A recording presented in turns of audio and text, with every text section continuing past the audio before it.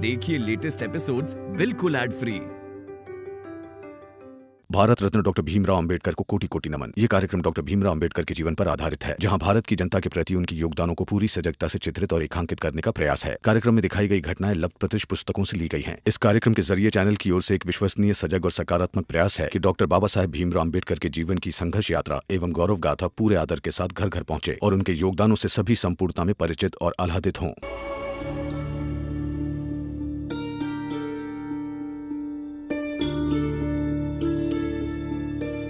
किसी दोस्त को याद कर रहे हो आप?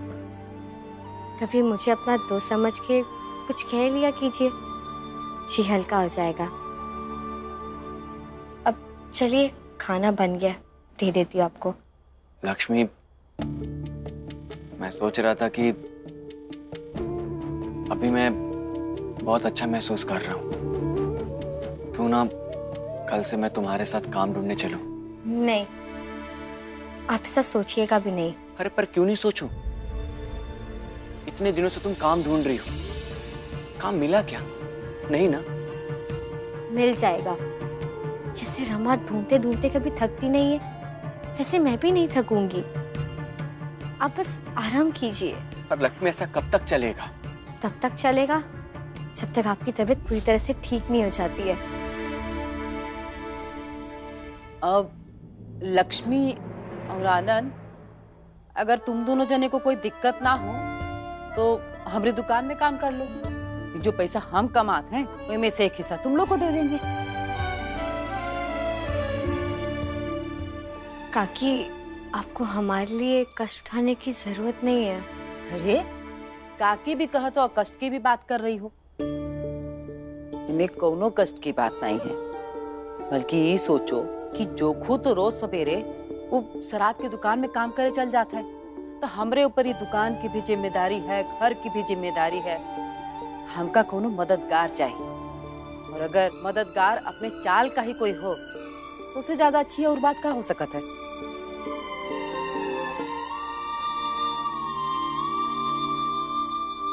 ठीक है। क्या ठीक है? क्या ठीक है? भलिया, कान खोल के सुन ले, ये दोनों हमारी दुकान में काम नहीं करेंगे। काहे नहीं करेंगे? तुम तो रोज सवेरे सवेरे शिशुपाल के शराब की दुकान में काम करे चले जाते हो, तो तुम्हारे जाए के बाद दुकान में कौन काम कर रहा है कौन नहीं कर रहा है, इसे तुम्हारा क्या लेना देना है? जोगू, देख तेरी बीवी तेरे को ताना दे रही है और तेरे काम की इज्जत भी नहीं कर रही है।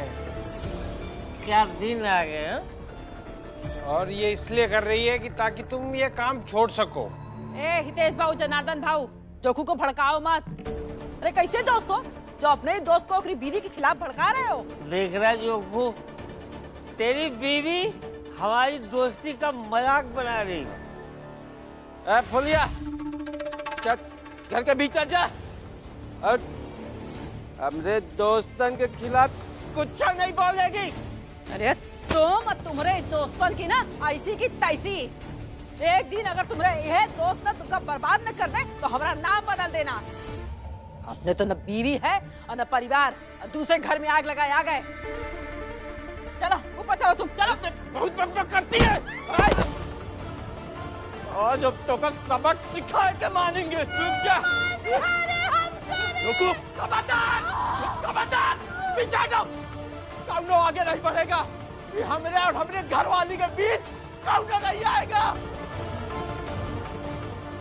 आज हम एक सबक सिखा के मानेंगे। पुलिया, काका, आप मार नहीं सकते पुलिया काकी को।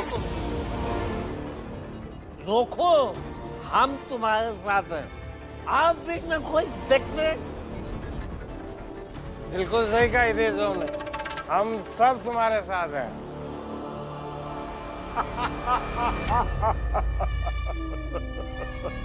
अच्छा सुन, जितना वो पी सकते थे सबको भरपेट पिला दिया ना? हाँ बाबा, इतनी शराब पिलाई है कि एक बूंद की भी जगह पेट में नहीं बचोगे उनके। बाबा अब वो तांडव करेंगे चाल में, और रोज करेंगे। ये पढ़ाई, विकास, इस सब का माहौल बनाना था ना भीमराव को। अब देखो, विनाश की कहानी रोज लिखी जाएगी वहां। सुंदर, अति सुंदर। हाँ, सब जने साथ हो ना। हाँ, ये ना सिखाना चाहते हो तुम? अरे अब खुद तक है रोज के तमाशा से। रोज के मारे से अच्छा है ना कि एक ही बार में मार के मैं खत्म कर दूं सब किस्सा। ये सही बोली तू। आज ही किस्सा खत्म कर दिए जाए हम। आज अगर हम थोड़ी जान नहीं लिए तो हमको नींद नहीं आवेगी। रुक जा। हाँ।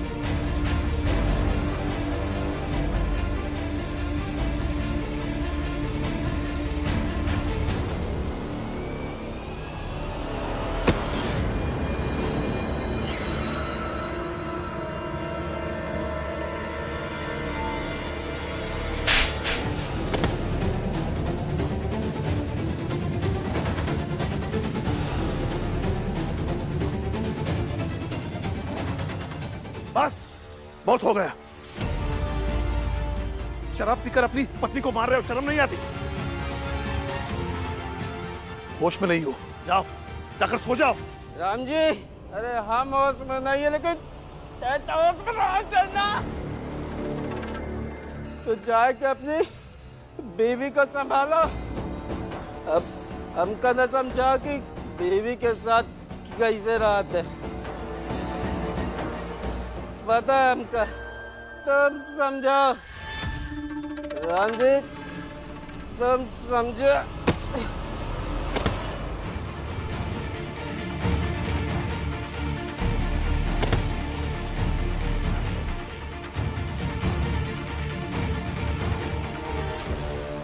चोखू,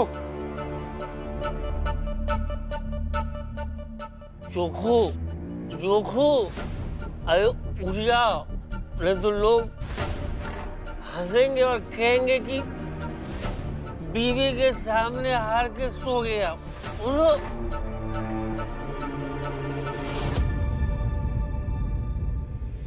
रमा, जाओ काकी को घर छोड़ दो।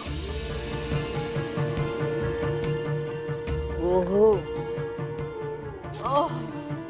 जो जब कई आदमी के साथ नहीं रहना, अब क्या लग रहा है कि एक साथ हम नहीं रहेंगे।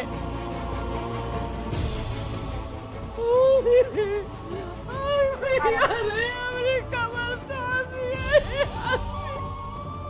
योगो, योगो उठो। हितेश काका, जनार्दन काका, बस हो गया अभी ये तमाशा। घर जाकर सो जाइए। नंदू काका, मनोहर काका, आप इन दोनों को लेके जाइए अंदर।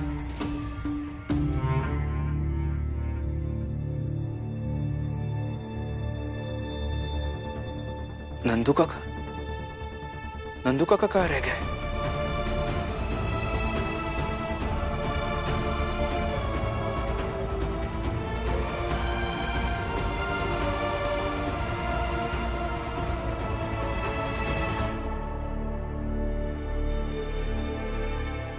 बस, रात हो गई है, चलो खाना बनाओ। जी बाबा।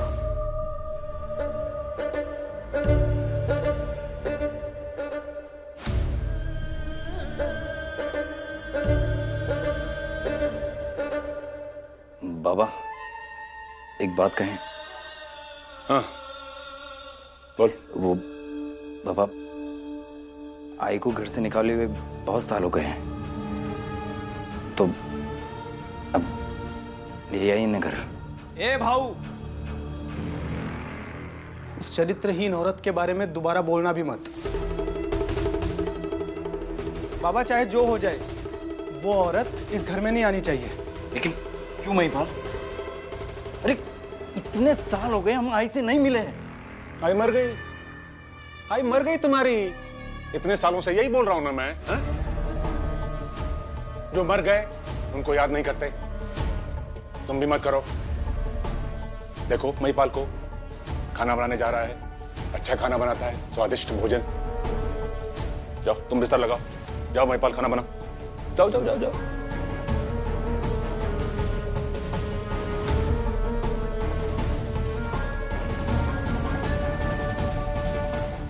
बिना उस औरत के मैं ज्यादा खुश हूं।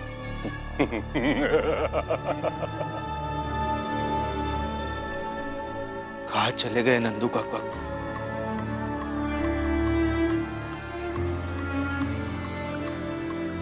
नंदू काका, नंदू काका,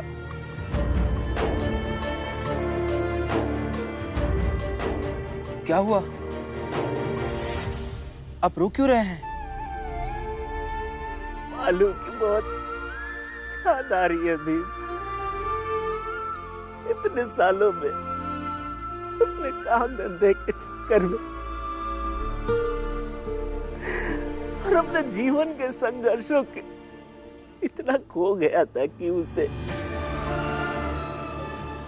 भूल ही गया था। लेकिन आज अचानक उसकी बहुत याद आ रही है।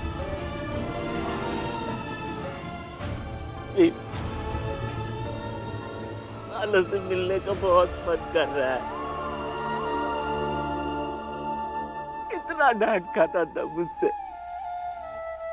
कभी कभी मैं उसे मार भी दिया करता था। मैं जो भी करता था उसकी भलाई के लिए करता था।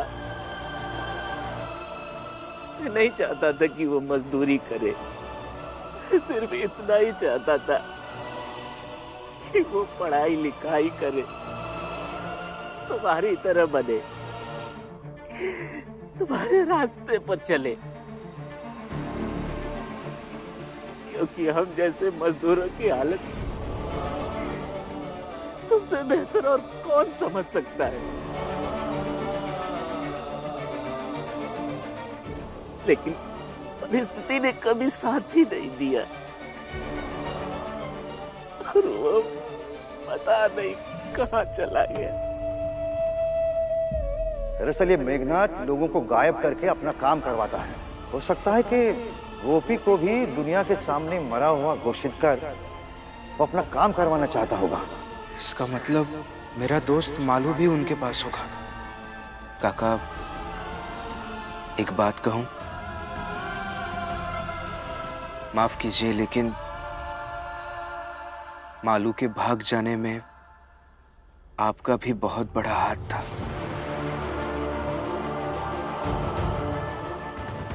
आपने भी कभी मालू को समझा नहीं,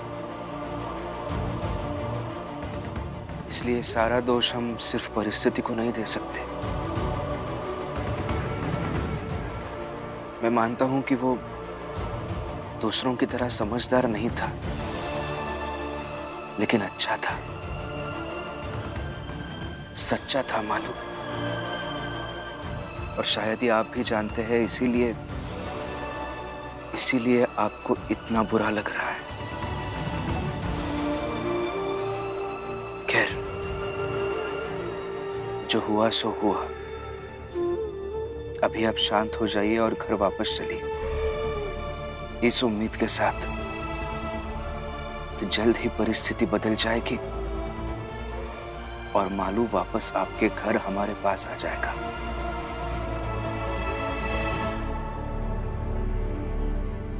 आइए, उठिए।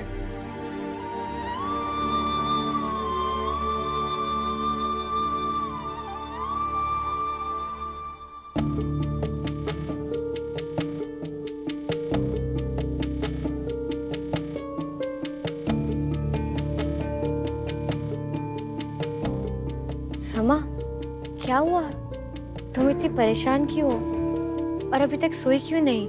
दीदी, वो अभी तक घर नहीं आया है और पता नहीं कहाँ चले गए। बताया भी नहीं कि मैं बाहर जा रहा हूँ। तुम चिंता मत करो, वो आते ही होंगे। दीदी, उन्हें ना रात में इसे अकेले छोड़ने में डर लगता है। और अब तो वो मेघनाथ जी और उनके बेटे भी आ गए हैं। रमा, तुम्हारा पति भीमराव है, उन्हें कुछ नहीं होगा और वो रास्ते में ही होंगे, आ रहे होंगे।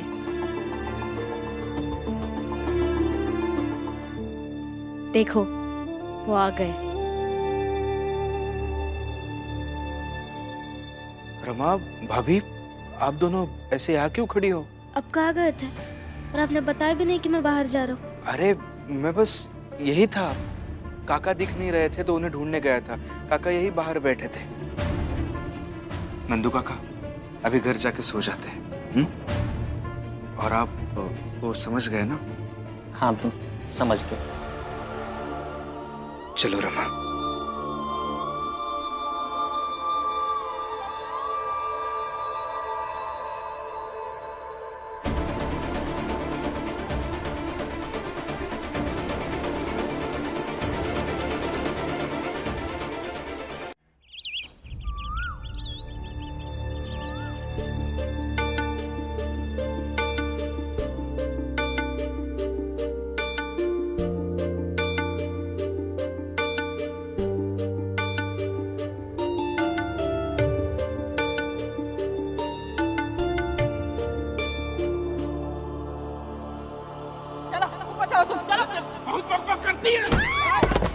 आज अब तो का सबक सिखा के मानेंगे।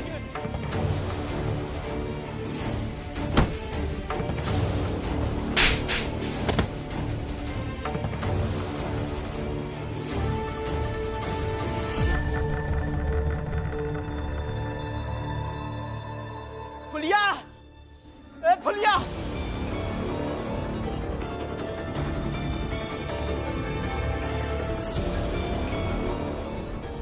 फुलिया।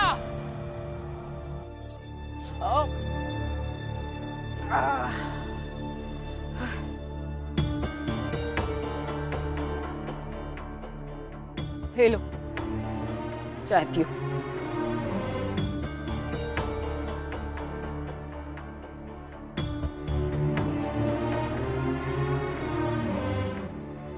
फुलिया रात में हम थोड़ी ज्यादा नशा में हो गए रहे, इसलिए थोड़ी ज्यादा तमाशा हो गया। इसलिए तो कहा था कि नशा करना छोड़ दो। फुलिया चुप, ज्यादा ज्ञान ना दे। हमका लगा इसलिए हम बोल दिए, इसका मतलब ही नहीं कि तो समझावे चालू कर दे। ठीक है, कुछ ना समझाएंगे ना कहेंगे, लेकिन एक बात जान लो कि अब से हमारी दुकान में लक्ष्मी और आनंद हमारे संगे काम करेंगे। हाँ? दिमाग खराब हो गया का तुम्हारा? काहे वो दोनों हमारी दुकान में काम करेंगे? खराब नहीं हुई क्या हमरा? तुम जब दिन भर शराब की दुकान में काम करोगे तो ये दुकान हम अकेले कैसे चलाएंगे? अरे तो बंद कर दो ना। और वो लोग बोले हैं ना कि खाए भरे का अनाज मिलेगा, क्या जरूरत है दुकान की? दुकान ना तुम्हारे अकेले की नहीं है कि तुम कहो हम बंद कर दे। ये दुकान हम अपने खून पसीना मेहनत से बनाए हैं, इसलिए हमरे जीते जी ये दुकान बंद नहीं हुई। सुन लो कान खोल के। फुलिया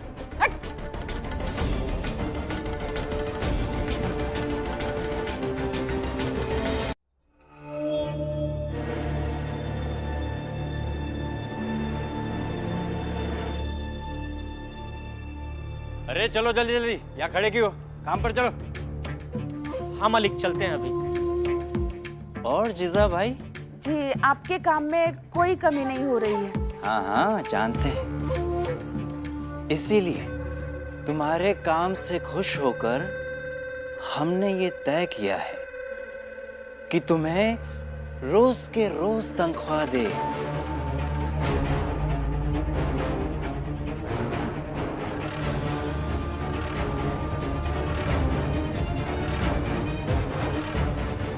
ये रहे तुम्हारे 2 दिन के पैसे।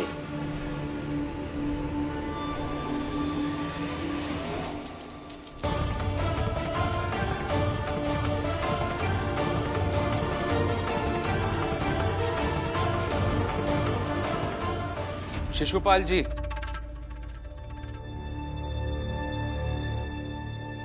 ऐसे किसी की मेहनत की कमाई फेंक कर मत दिया कीजिए। अरे तुम बिन पैंदी का लोटा हो क्या? कभी जीजाबाई के इस काम करने पर तुम्हें आपत्ति होती है, कभी ऐसे पैसे फेंक के देने पर समझाने लगते हो। इसे बिन पैंदी का लोटा होना नहीं, व्यक्तित्व में लचीला होना कहते हैं। ये आपके यहाँ काम करती है जो मुझे मंजूर नहीं, लेकिन ये अलग बात है। और आपने जो इनके तनख्वाह के पैसे अभी फेंके हैं, ये अलग बात है। इस तरह से इनके मेहनत के पैसे फेंक कर आप इनकी मेहनत का अपमान कर रहे हैं, और किसी भी व्यक्ति को अपमानित होना अच्छा नहीं लगता। मुझे कोई फर्क नहीं पड़ता है मान और अपमान से। मैं पैसे कमा रही हूँ, मेरे लिए वही जरूरी है। हाँ तो लीजिए, उठाइए ये पैसे।